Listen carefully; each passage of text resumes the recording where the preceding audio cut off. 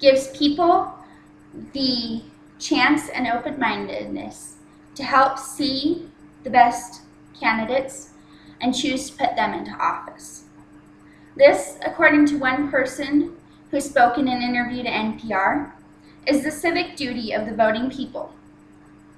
Today we will discuss some of the benefits to being an independent voter. The first benefit is that you have the choice.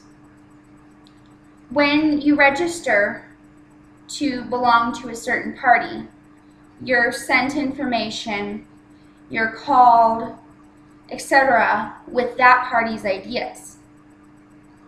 When you register to be an independent, you're not forced with one idea, but are able to see both sides of the political spectrum and be able to choose from that what you think is the best and who you think are the best people to put into office. Secondly, the two major parties are focused on control, according to InVoteAmerica.com.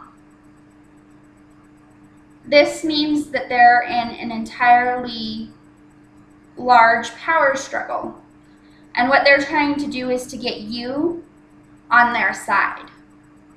They're trying to fight for you, and they will say whatever they think will get the more people to vote for them and to listen to them.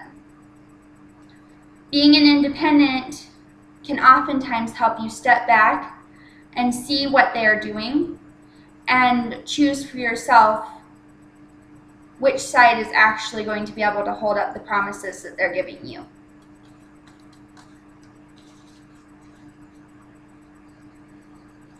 The second reason it's good to be an independent voter is, you know, the old saying, the majority rules. Currently, 40% of the voters that are registered are independent voters.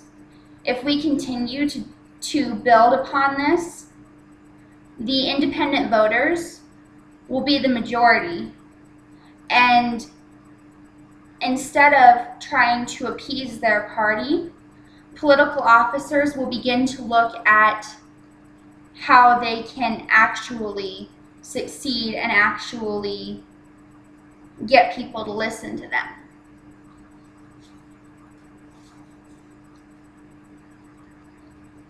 Thirdly, when voting, we need to be happy with the choices that we make. If we are only looking at one side of the issues and not looking at the other side and how the other political party deals with them, or if when we go in we just vote all one party no matter what,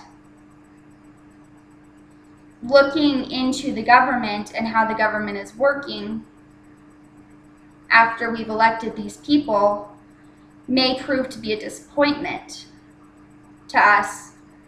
We need to be able to be happy with the choices that we make. Many people, according to Bloomberg.com, are independent because they are unhappy with the choices that were made prior to this. People may look and say that those were their own choices and choose to be independent so they can have a more open-minded look at the government for the next elections. And it helps greatly to know what both sides are, and in order to be an independent and choose that you don't want to just get your party's information, you want to get both sides.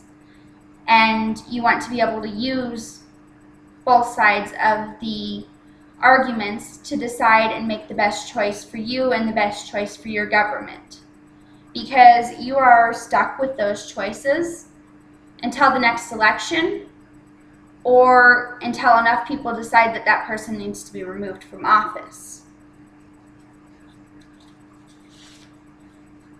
Being an independent gives you the choice to choose candidates who you think are the best. It also leaves unclear and unpredicted as to who you will vote for, So the people in office become, and the people who are running for office become more focused on keeping their promises rather than making empty promises that they won't be able to keep.